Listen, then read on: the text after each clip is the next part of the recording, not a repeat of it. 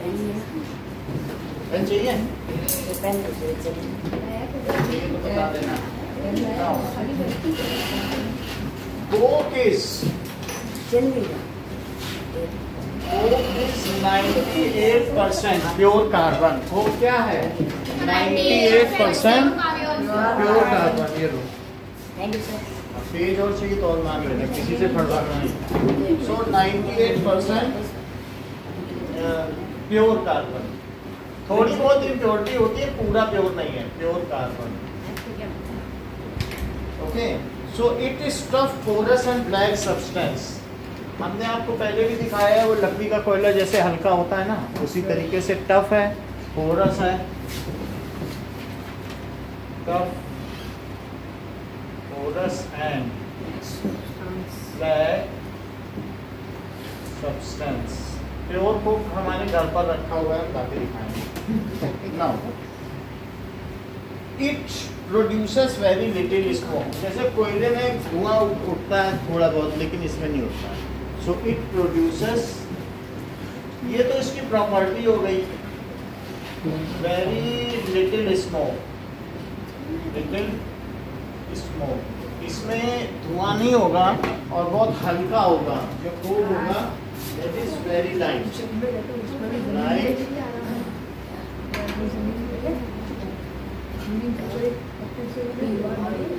इस तरीके का होगा।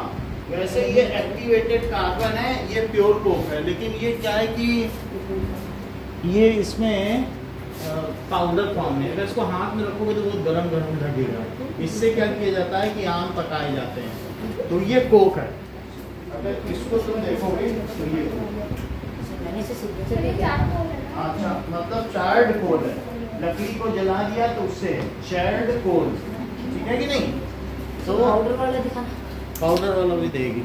तो फिर इस तरीके से कोक क्या होता है? 98% प्योर कार्बन होगा, और जब ये जलेगा तो स्मोक नहीं करेगा। It is tough, porous, black substance. अब जरा देखें इसके यूजेस क्या हैं। सो यूजेस ऑफ कोक, तो it is used as fuel. So it is used as, इसको भी फ्यूल की तरह यूज किया जा सकता है। और साथ ही साथ ये it is used for extracting metals from minerals. जैसे मिनरल्स आपको अलग अलग दिखाए थे कि नहीं, जो जमीन से निकलते हैं। तो ये मिनरल कई चार्ट है, पत्थर है जमीन से निकलते हैं, लेकिन इनसे कुछ ना कुछ निकाला जा सकता है। हमने आपको कॉपर वाला भी दिखाया था, मिनरल अलग से चमकता हुआ। सो it is used for extracting metal from mineral.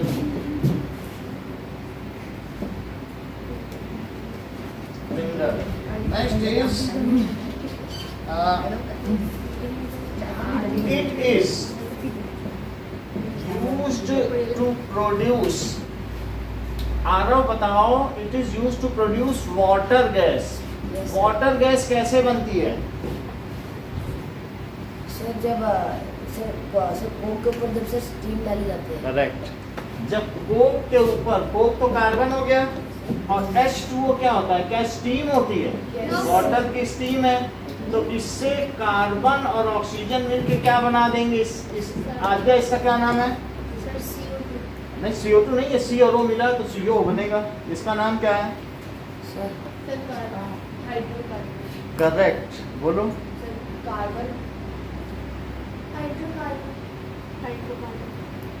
एक कोई ना कोई तो बता ही देगा। हाँ, ये सही कह दिया। देखो मैंने कह दिया कार्बन मोनोऑक्साइड, दो होता है तो वो डाई बोलते हैं। देखो कितना अच्छा बताया आरव ने। क्या बताया? Carbon monoxide, monoxide. और ये गैस है, और साथ में अब ये H2, जब वो इसके साथ चला गया तो यहाँ H2 बचा कि नहीं? बोलो, H2 क्या हाइड्रोजन गैस है? Hydrogen gas. हाइड्रोजन गैस से भी गाड़ियां चलती है, सैटेलाइट लॉन्च किए जाते हैं। हाइड्रोजन गैस से क्या होता है?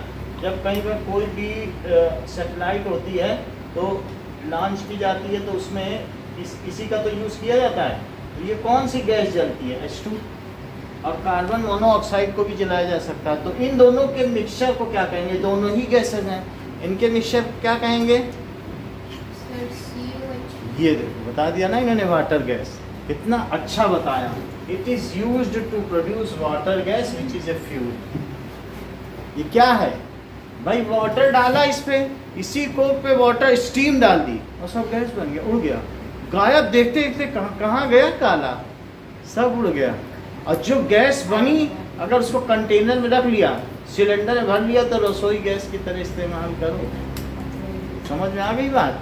तो इस तरीके से कोक से क्या बना सकते हैं? यदि इस पे जैसा आरव ने बताया स्टीम डालो तो किस चीज का मिक्सचर बनेगा? कौन कौन दो चीजें होंगी? वो बताने वाला है अभी दोनों मिक्सचर। बताओ आरव। हाइड्रोजन और कार्बन। बहुत अच्छा। कि वाटर गैस में कौन सी दो चीजें होती हैं? कौन सी दो गैसेस होती हैं?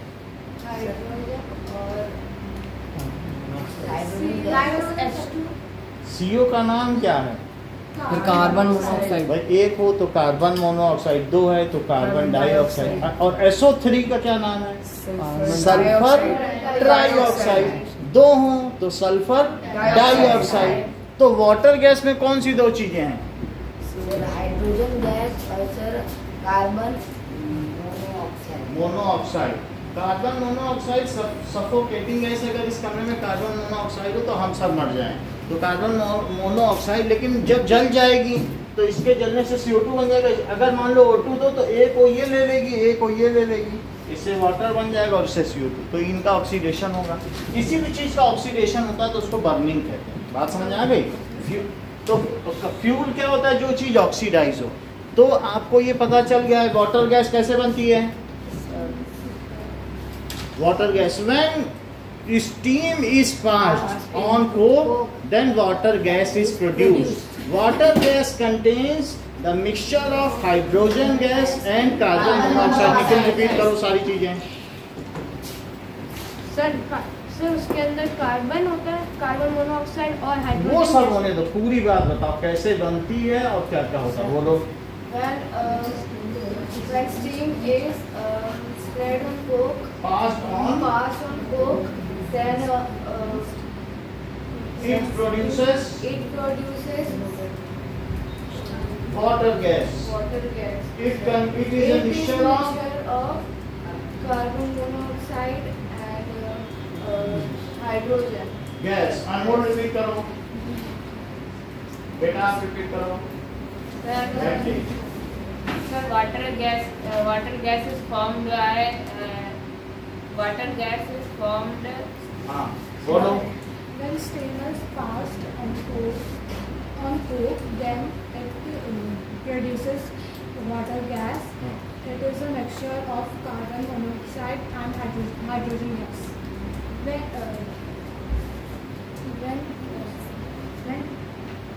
अभी रुक जाओ। हाँ When steam is passed through coke, it produces water gas in a mixture of carbon monoxide and hydrogen gas. ऐसे ठीक है, तुम बाल पीछे करके रखा करो, आगे आ जाते हैं तो बता नहीं पाते। देखो आज कितना सही लग रहा है। बाल ही आगे रहेंगे तो दिखेगा क्या तुमको? और आज देखो बताया पहली बार। अब बताओ। When steam is passed on coke, it produces water gas. It is the mixture of carbon monoxide and hydrogen. Hydrogen gas. Ryan. When steam is passed on water gas, it produces hydrogen. It produces hydrogen नहीं, and वो monoxide. ऐसे नहीं है। When steam is passed through coke, then it produces water gas. It is the mixture of carbon monoxide and hydrogen. ये वो water gas की definition. Water gas when steam is passed, यही हो रहा है। स्टीम को मैंने पास कर दिया, किस पे पास किया है? को। और तो जो बना उसका नाम क्या है? वाटर। और उसमें दो चीजें क्या क्या हैं? Passed on Coke it produces water gas. Water gas is mixture of hydrogen gas and carbon mixture monoxide of hydrogen gas. and carbon monoxide. इसका क्या यूज है आ रहा हो? सर मोनोऑक्साइड, ठीक है। अरे gas gas it is used as fuel. Fuel. इसका खुद का इस्तेमाल है, ये ईंधन के रूप में प्रयुक्त होता है। चलो, सो यूज ऑफ कोक हमने देख लिया। कोक के 3 यूजेस बताओ पलक। It is used as fuel.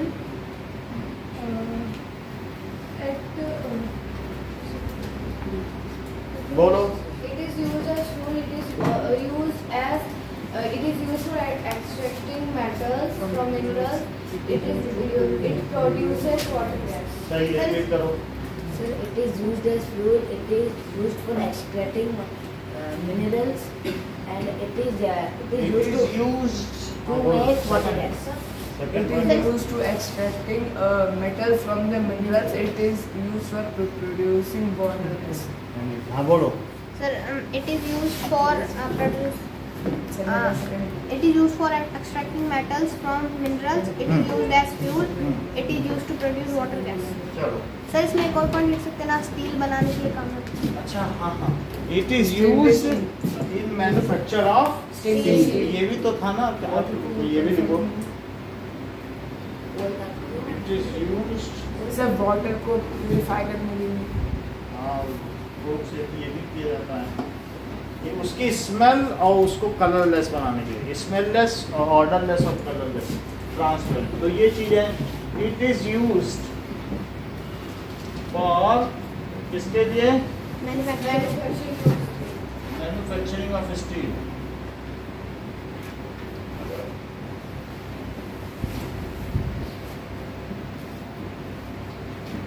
It is used to purify water.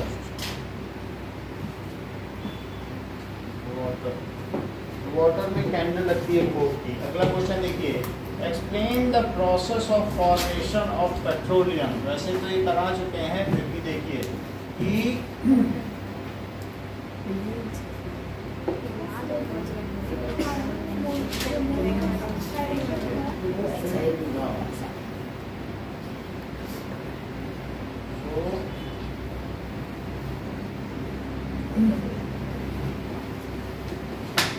when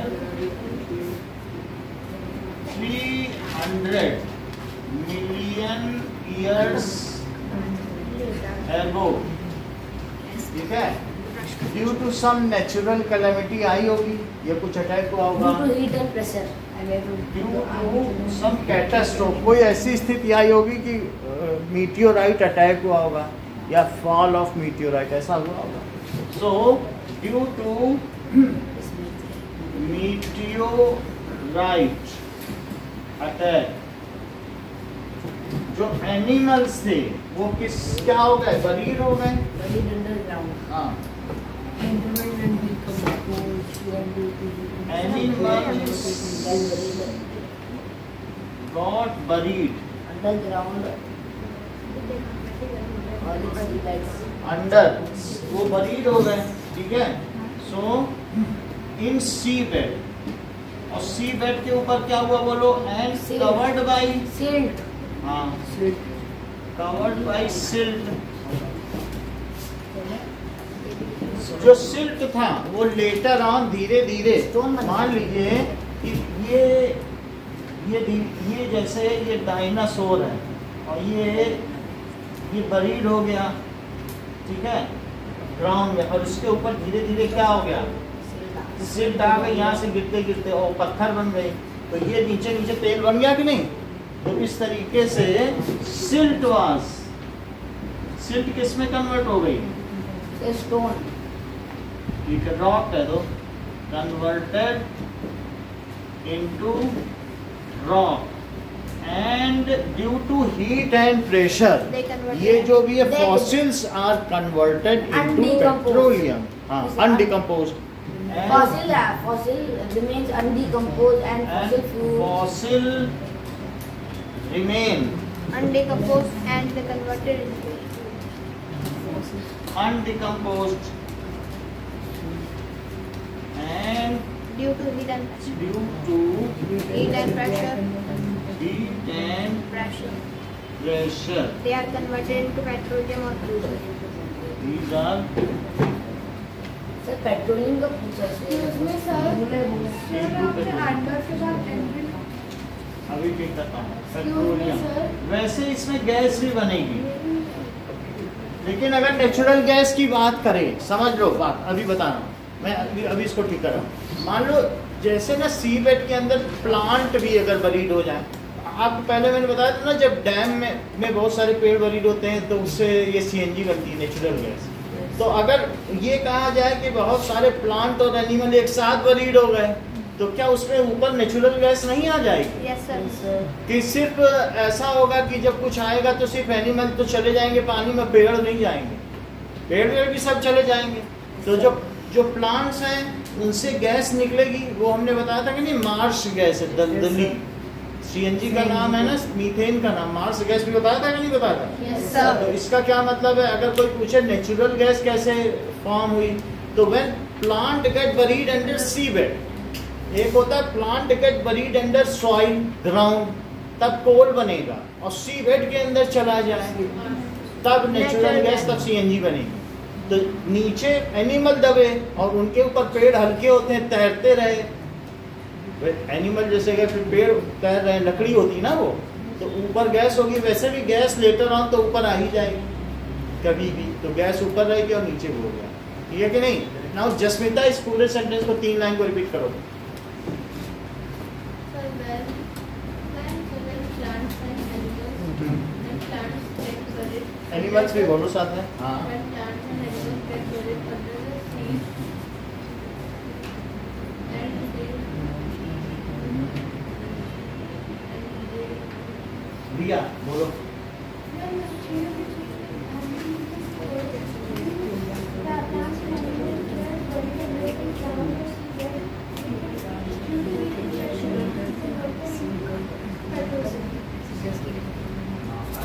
word by seal,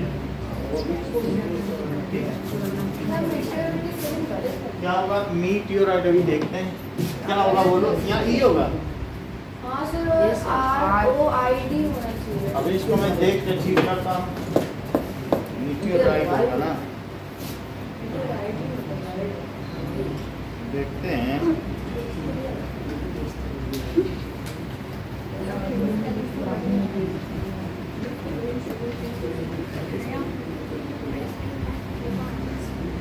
meteorite, meteorite ई वो होगा,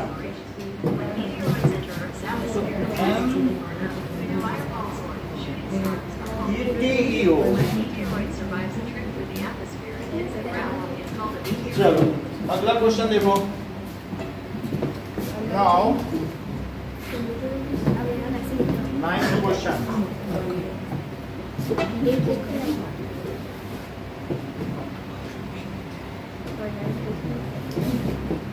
So the following table shows the total power shortage in India from 91 to 97.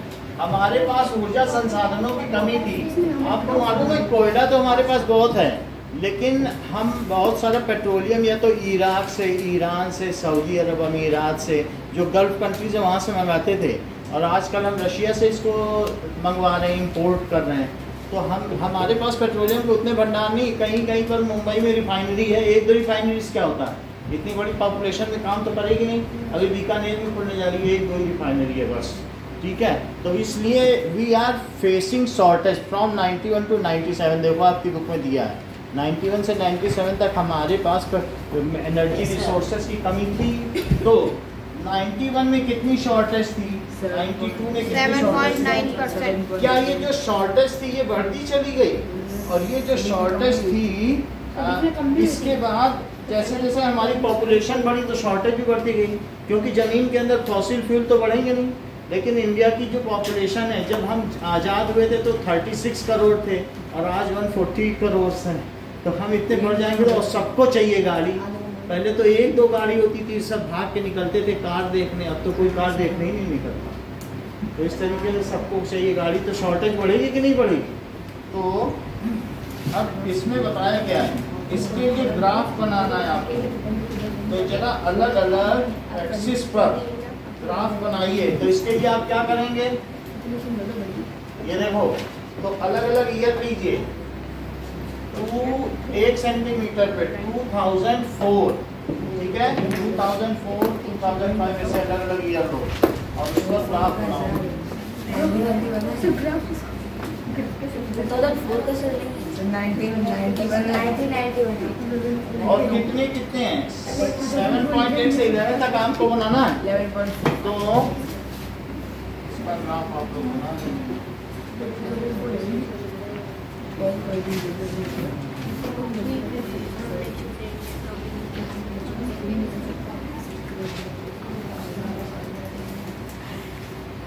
Scale ना हो तो ले गए। कुछ लेना है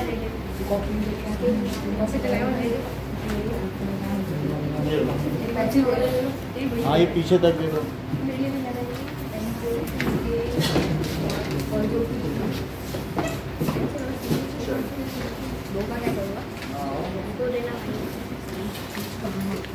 कोई भी छोटा स्केल भी चलेगा, डी भी चलेगा।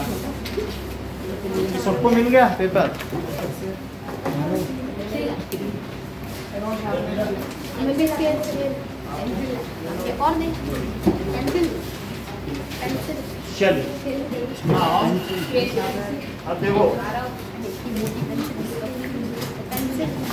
2004, एक सेंटीमीटर का गैप करो, और 2004 है, 2005, 2006, 2007, 2008, 2009, 9 तक है, सॉरी 2000 का है नहीं। न्यू पे क्या दिया है, का नहीं पता, 2004 दिया, चलो कोई बात नहीं। हम 1991 लेंगे।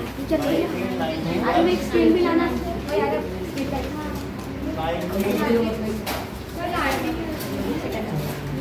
ग्रुप में है कुछ, सर 1991 और 1996, 1997। अब देखो हम लोग क्या करेंगे, 7 से शुरू करेंगे। तो इधर एक लिंक बना दो, क्योंकि शुरू से 1 सेंटीमीटर के लिए क्या बना दो यहाँ पर, ऐसे लिंक बना दो। और शुरू किससे करो, 7 से, फिर 7 के बाद 8, फिर अब इसी में मैं बता रहा हूँ, जैसे 11 से भी आगे है, 12 तक ले लो। बात मत करिए, फिर अलग से टाइम नहीं देंगे। तो अब इसमें ऊपर देखो 1991 में कितना था, 1991 में 7.9 क्योंकि बहुत सारे लोगों के पास गाड़ी थी नहीं, साइकिल ही लोग नहीं खरीद पाते थे। 7.9, तो 7.9 1991 में, ठीक है कि नहीं। तो ये है 7.9, ये तो बना लोगे कि नहीं। 1991 में कितना है, 1991 में 7.9 बन गया। अच्छा बोलो 92 में कितना है, तो 7.8 फिर कहाँ होगा, यहाँ पे आ जाओ। 1992 में 7.8 बना लो, 1992 में 7.8, आगे बताइए।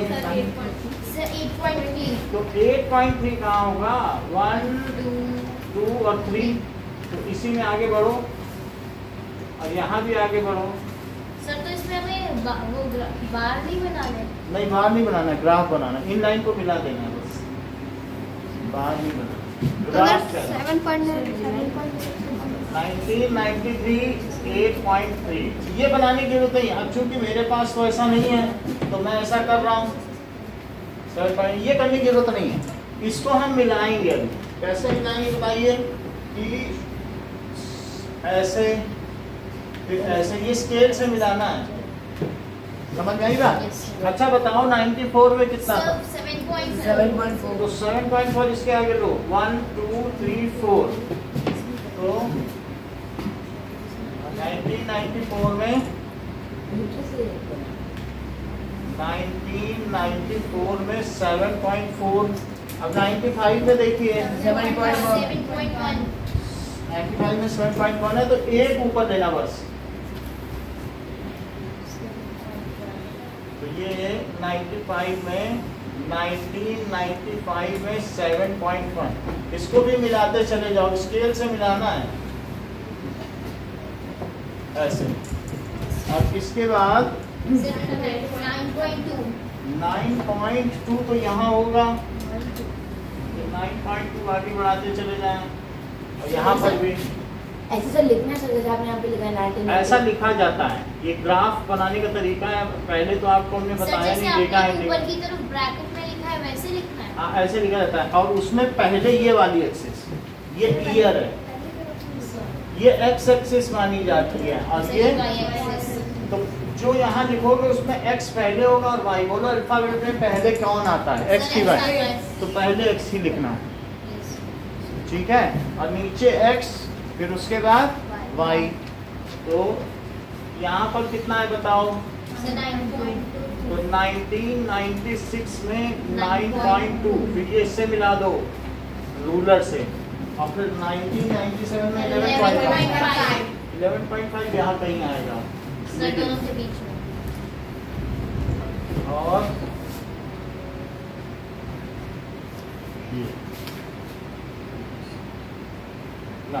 so this is 1997 और 11.5। और ये चीज क्या है बताइए? Shortage in percentage, shortage in percentage. यहाँ लिखो scale, y axis 1 centimetre is equals to 7% shortage. 1%, 1%। 1 centimetre is equals to 1%। वो 7 के लिए तो किंग है, नहीं तो फिर उतने ऊपर से ग्राफ शुरू होता। तो ये हर 1 सेंटीमीटर पर 1 बढ़ रहा है कि नहीं? और यहाँ तो ये ईयर इसको दिखाने की जरूरत नहीं सर इसे ग्राफ नहीं मिला है। सर, ग्राफ तो बताना चाहिए। सर डॉट लाइन नहीं बनानी है, सर डॉट लाइन जो बनी है डॉट लाइन नहीं बनानी, वो तो करेक्टर हमारे लाइन पास- बनानी है ना। हमारे पास ग्राफ नहीं है ना, तो हमने ऐसे बनाया है। अब आपके पास है, आप तुरंत देख के मिला सकते हो। ये लीजिए।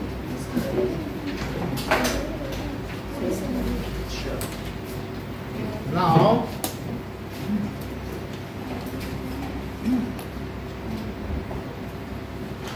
अब देखो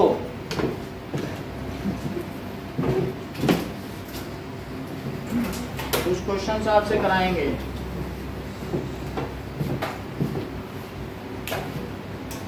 तो question number 7 and question number 8 करो पहले तो। सर तो वाटर गैस की भी डेफिनेशन लिखिए।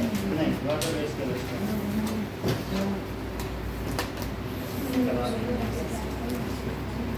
इसी में कर दो, define water gas. Question number 7 question number 8 करो और 8 डिफाइन करो, इतना काम करो। इनकी यूजेस में वाटर गैस की देखो वाटर गैस की यूजेस तो वो उसमें आ जाएंगे। It is used to produce water gas. वो किस में आएगा? कोक में। जैसे स्टील बनाने के काम में आता है, वो सारी चीजें। कोक ट्यूब के काम में आता है, वाटर गैस बनाने के काम में आता है, मेटल के एक्सट्रैक्शन के काम में आता है, और साथ में क्या आता है? Water purification. अगर इसमें आ रही है तो उसको गैस करना। सर इसमें सीधा हम यहाँ से लाइन बनानी है या इनको भी जोड़ना है? इनको नहीं जोड़ना है, बस ऊपर ऊपर। ये नीचे कुछ नहीं है आपकी, ये मेन है नहीं, बस यही बनाना, ये ग्राफ, और ये कुछ नहीं। तो सर ये तो डॉट डॉट लाइन है, अगर हम डायरेक्ट से डॉट बना दें चलेगा?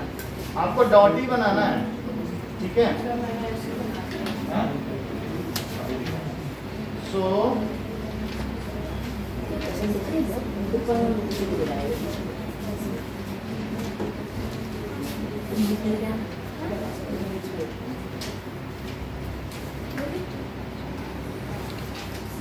मिल गया। देखो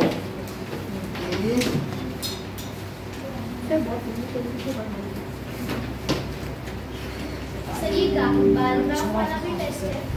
बार ग्राफ वाला इसके बाद चलिए ये करो।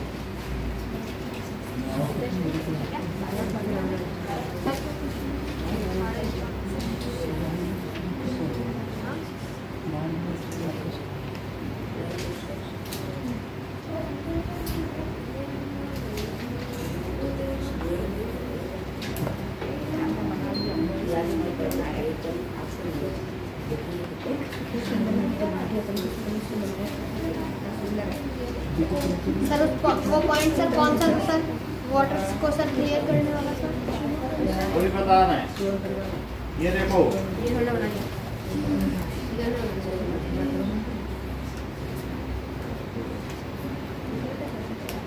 ऐसा है ग्राफ, तो इसलिए आपको क्लियर होना चाहिए कि कैसे ग्राफ बनाना। समझ आई बात? इसके अलावा कुछ नहीं बनाना। इनका डेटा अलग है क्योंकि इनकी नई बुक है, इनकी ज़्यादा ही नई बुक है, तो इनका जो ईयर है वो बाद के हैं 2004, और वो हमें नहीं बनाना है, ठीक है कि नहीं? लेकिन आपको समझ में तो आ गया ना कैसे बनाना है? चलो, तो ये जो भी है ये किस चीज़ की शॉर्टेस्ट परसेंट है? सर वो कौन सा पॉइंट है सर? Shortage percent. चलिए, हैं? सर वो कौन सा पॉइंट है सर वाटर को सर क्लियर करने के लिए? Power shortage. वाटर गैस ना? हाँ सर, वो सर आपने बोला था ना सर एक पॉइंट, वो सर वाटर से सर प्योरीफाई। चलो।